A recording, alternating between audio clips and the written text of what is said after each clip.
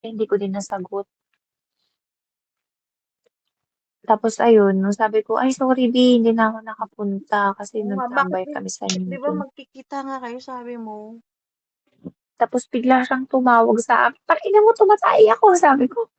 Kasi yung cellphone na isa dala-dala ko sa CR, nag-i-scroll ako sa ano, sa TikTok.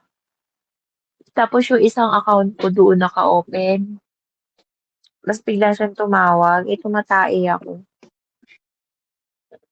Tapos sabi ko, "Tangina mo tumatai ako, mamaya ka na tumawag, wala akong pakialam." Tapos nagubad ba naman siya.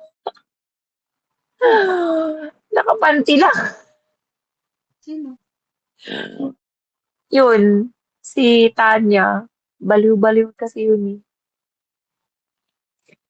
Tapos sabi niya, "Be, nag-disco kami." Sabi niya, "Tangina, hindi ka nagpakita sa akin," sabi niya sa akin. Sabi ko, "Wala nga, busy nga ako." Tapos hindi ko na namalayan na ano, yung isang phone ko na iwan ko. Hindi naman ako nag-log out sa isang phone ko. Sabi ko doon ako sa main account ko nag-log out, ay nag-log in. Tapos sabi niya, "Hinintay sana kita, mag-disco sana tayo." Sabi ko, "Putang ina." Sabi ko. Tapos sabi niya, "Kita tayo sa June 9 daw, magkita daw kami." Tapos sabi ko, "Sige." Sabi niya, "Kitain mo naman ako, binamimiss na kita, at saka may bibigay ako sa'yo." Sabi niya, yung pantalon, pinakita niya sa akin. "May kasya po ba to?" Sabi ko, "Ano size yan?" 26. Sabi ko, "Tangina, size ng bewang ko, 29. Baka hanggang hita ko lang yan." Sabi niya, "Patingin nga ng bewang mo." Eh, di nakapantit bra lang ako. "O, tignan mo yung bewang." Sabi niya, "Kasya mo to." Tapos sabi ko, "Depende nga, kasi malaki yung balakang ko. Tapos yung ano, yung tiyan ko, ayoko nang masikip." Tapos sabi niya, "O sige, basta orderan nga kita ulit." Sabi, "Ano ba kasi size ng bewang mo?" Sabi ko, 29. Pag ano, depende kasi sa size ng ano eh, Shein. Minsan kasi nag-ano ako, 29 ako pag stretch, pero pag hindi naman, 30, sabi ko. Pero sa Uniqlo kasi, ang kinukuha kong size ng pantalon ko is, ano, size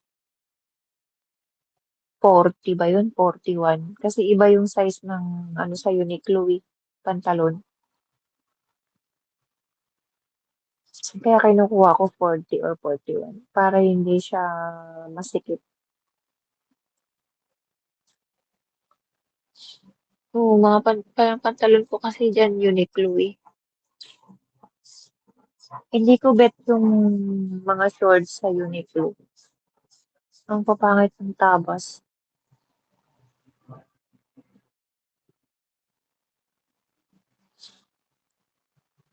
Love you, D.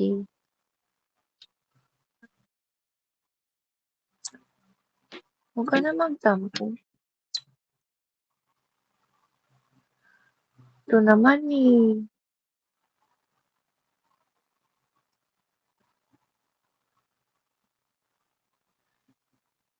Paano tayo magtatagal nito? LDR. Mag-ano na lang kaya tayo? LDR. Long distance friendship.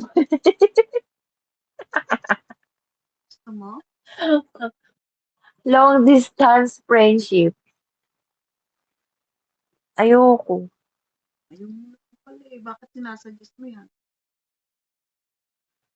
Joke lang naman.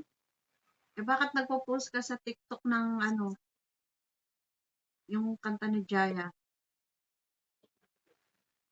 Wala naman ako yung naibig sabihin ng post ko na yun na Eh kung wala kayong ibig sabihin, hindi ka nakaka-relate, bakit pinopost mo? gusto ko lang yung kanta. Wow, gusto mo lang yung kanta, di sana sinabi mo na lang sa akin. O, ito gusto ko yung kanta na ito, post pa, alam mo naman, nakaka-relate ka doon. Ano ba yung ano? Ano ba yung ibig mo sabihin doon? Eh basa yung kanta. Alam mo, alam ko lamang ako iyong iiwan, oh. Di na sana nagmahal ng o ba yung para di ka pa nakaget over? Uy, sorry, naka-get over na ako. Eh, bakit yun ang music mo? Kahit sino naman mag-aano, parang hindi pa mag-iisip ng hindi ka pa naka-get over kung mga post mo naman. Sinabi sa'yo, mag-isip ka muna bago ka mag-post. At saka dinelete mo na ba yung mga post na sinabi ko, yung edits na yan. Nakikita ng anak mo yan eh. Dinilit ko na.